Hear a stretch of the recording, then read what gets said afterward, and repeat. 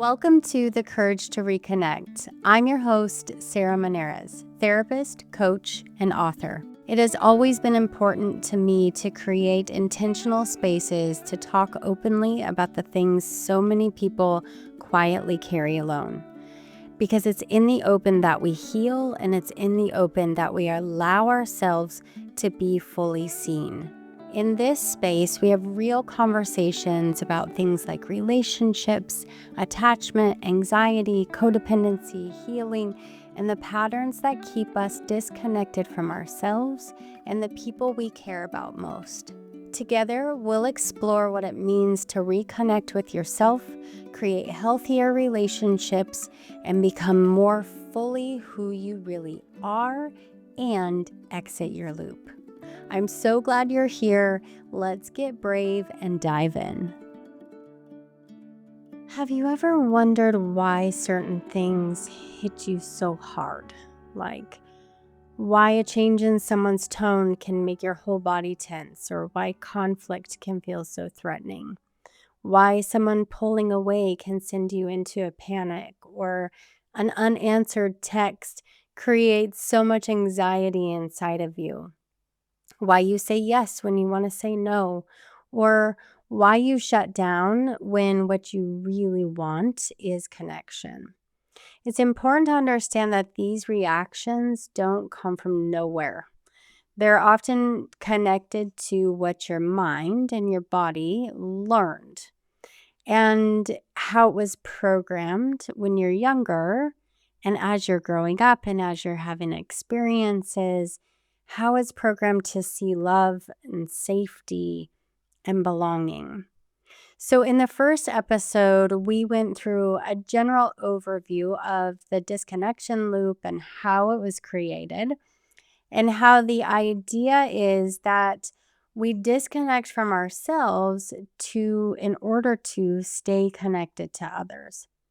It's really important that you remember that many of the behaviors you judge yourself for started as ways for you to protect your connection and sense of belonging. In this episode, we're going to look more at where those patterns come from. So, we're really going to zone in today on your conditioning. Our patterns, all of us, are shaped through early conditioning. That conditioning we receive through our relationships, our environments, the systems that we grow up in that taught us ultimately what was safe, what was acceptable, lovable, or even allowed or not allowed. Most people don't even realize the impact that their early relationships, their family dynamics, their attachment wounds, emotional safety, the emotional maturity of a parent or a caretaker, or social conditioning, gender conditioning, religious or cultural conditioning. I could actually keep going. And I know it's already a long list, but it's important to understand that it comes from so many different places. I think in traditional psychology or therapy, a lot of times people really like to only focus in on the parent-child relationship. And while that's really, really, really impactful and important, it's not the only way that we're conditioned. It's helpful to understand because sometimes people will say, I had a great childhood, I had great parents, and I still have these fears or I still have these beliefs. It's because there's so many other messages coming at us from many different ways as well.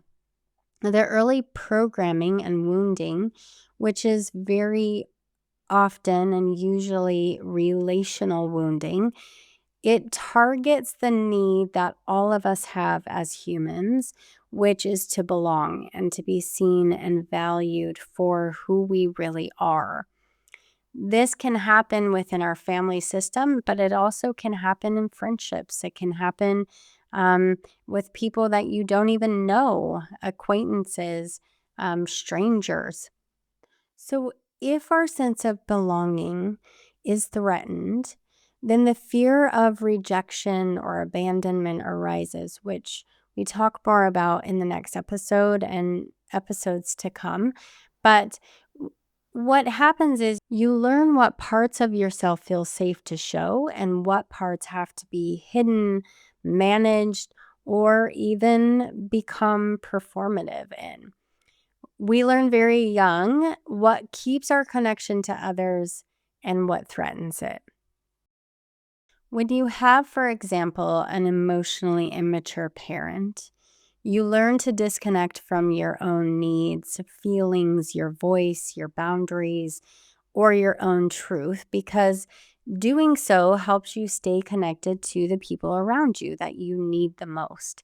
In the example of an emotionally immature parent, typically in that dynamic, their needs trump your needs, their emotions, their wants, their desires for you, even as their child, those become more important than your own. And you learn that is more important, that what you need and what you want needs to be silenced. That doesn't just go away because you're an adult now. And so there's many other examples of things that happen to us relationally that cause us to silence ourselves and shut ourselves down. It's different for all of us, right? But what it does is it leads back to the same thing, which is that conditioning creates beliefs about ourselves, about the world, and those beliefs are the beginning of what keep us stuck inside the loop. And so now what I want to do is I want to examine some of these beliefs. So some common beliefs that I hear a lot are things like, if I'm easy, I'll be loved. If I need too much, people will leave me. If someone is upset with me, it must be all my fault. If I speak up, I'll create conflict. If I disappoint people, they won't like me or they'll leave me.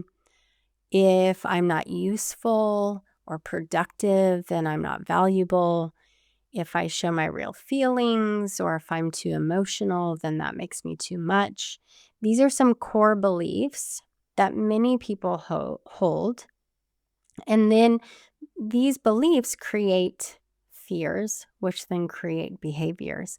We're very well aware typically of those behaviors, and it's where most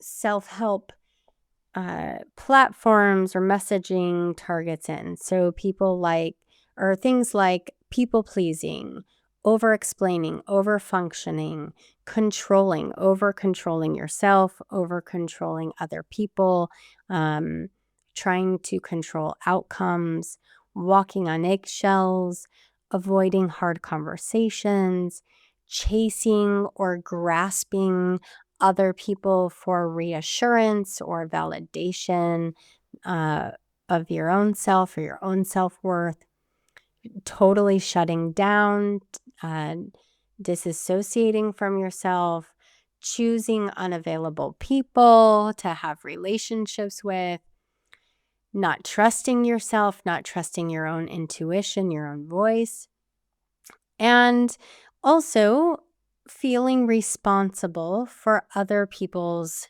emotions, carrying the weight of other people and feeling like that's your job or that's your responsibility. So let's talk for a second about an example. Let's say that a child learns that conflict leads to withdrawal or punishment. So speaking up, saying what they want or what they need, going against what a parent wants for them, that leads to conflict with the parent. And then ultimately, they have to withdraw and silence, or else they will ultimately be punished. That makes sense as a child, right? But then we grow up, and as an adult, we still believe that conflict is unsafe. And so if there's conflict, our fear activates. And so we forsake ourselves and quiet down our own needs, and we people please, avoid, over explain. But then what happens is below the surface, it doesn't go away. It just gets shoved down. It just gets put below the surface and stored away somewhere else. It's not released. That's the thing with the disconnection loop is you go all the way to withdraw, but nothing is really ever processed or released or moved through. It's just shoved down. And so when it's shoved down, what happens is that resentment builds, right? The people who are shoving it down often feel silently frustrated, angry, resentful. It leads to the belief that their partner should just understand and know why they're upset when they've never actually communicated. And maybe they don't actually know what they need or what they want. So that resentment leads to blame. It leads to looking outside of the self or blaming outside of the self for this loop rather than understanding that it's activated by their own conditioning.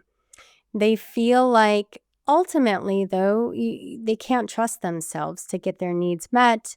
And then if you don't feel like you trust yourself, it's really hard to feel connected to yourself. And then ultimately unhappy in your relationships, because if other people can't read your mind, then that's a reflection of your worth, right? Another example may be that a child learns that love is inconsistent. And as an adult, if a partner creates distance, which distance can be healthy and helpful and normal, especially when you're processing or you need a little bit of space to connect with yourself, but that distance can feel like danger. And so the activation of fear leads to chasing for reassurance, becoming hypervigilant, maybe behaving in ways that you're not proud of because you're trying to get the other person to engage with you, to interact with you, to prove that they're there, that they're to get rid of that distance. But then comes the shame, the spiral, and the withdraw, the self-judgment, over feeling needy or powerless. Often, I've said before, and I'll say it again, when it comes to the disconnection loop, our awareness typically doesn't kick in until we get to the spiral. The trigger, the conditioning, the fear usually happens so quickly that we don't really recognize or understand what's going on. We just know we feel like crap. We feel anxious. We feel out of control. We feel sad. We feel scared. But we don't know why. And so that's why it's really important to spend the time with understanding why, understanding the triggers, the conditioning, and how that leads to fear for you. You can go through my workbook.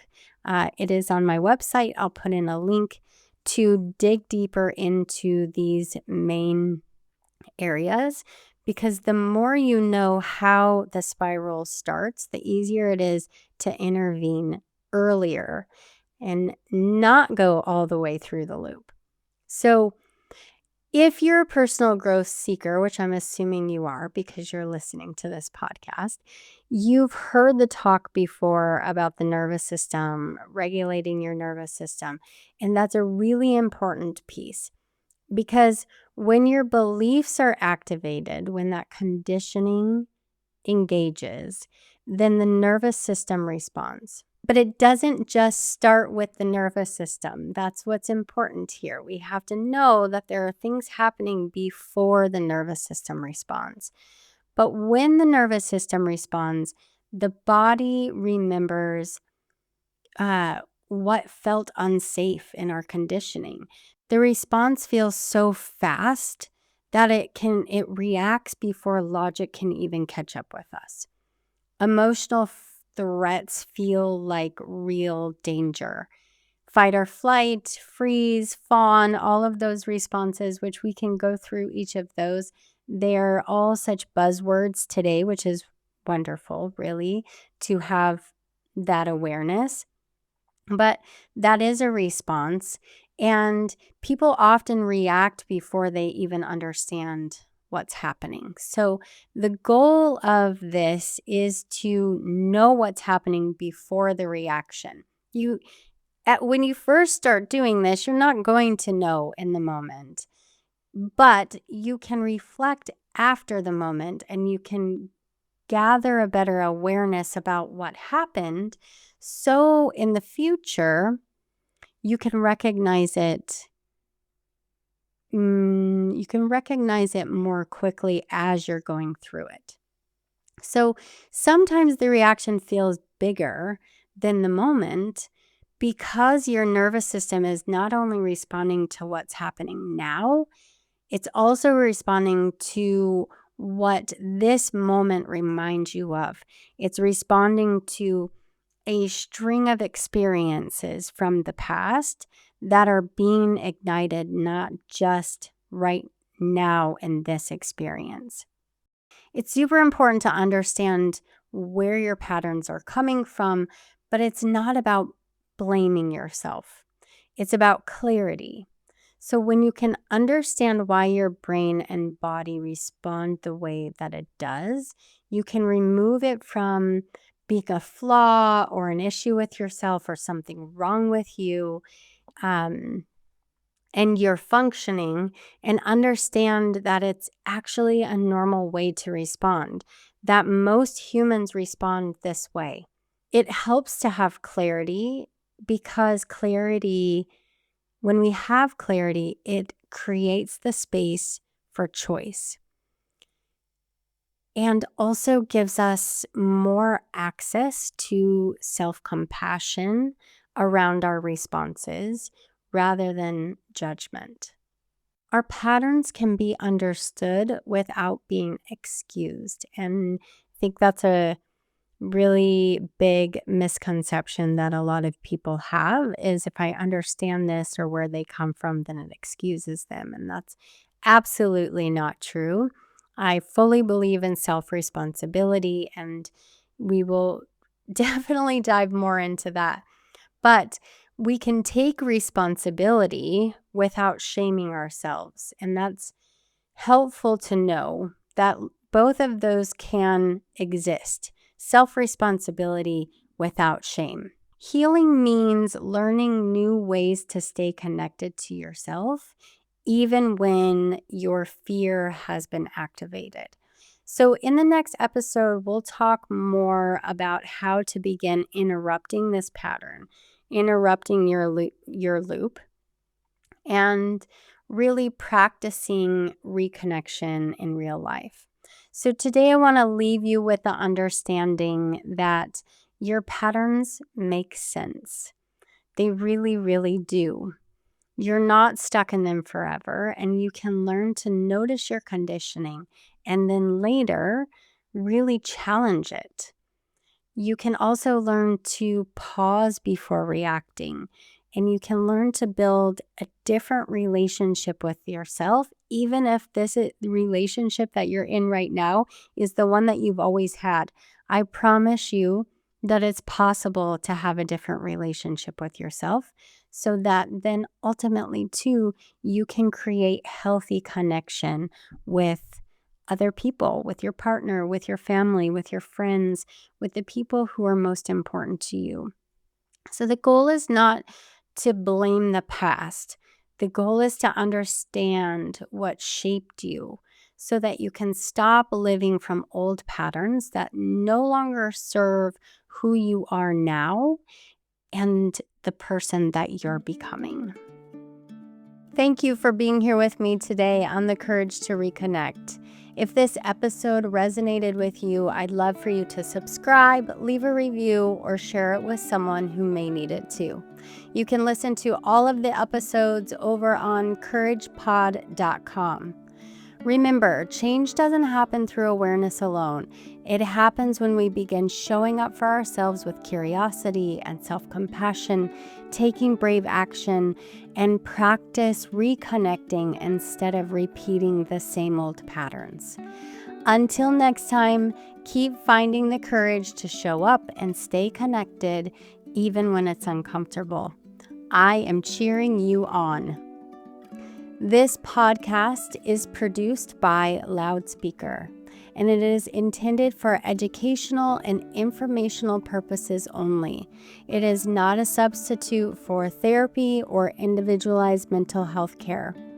Listening to this podcast does not create a therapeutic relationship with Sarah Monares or any other guests. If you need additional support, I really encourage you, please reach out to a licensed mental health professional in your area or visit findahelpline.com for international information about mental health support near you. This is Loudspeaker.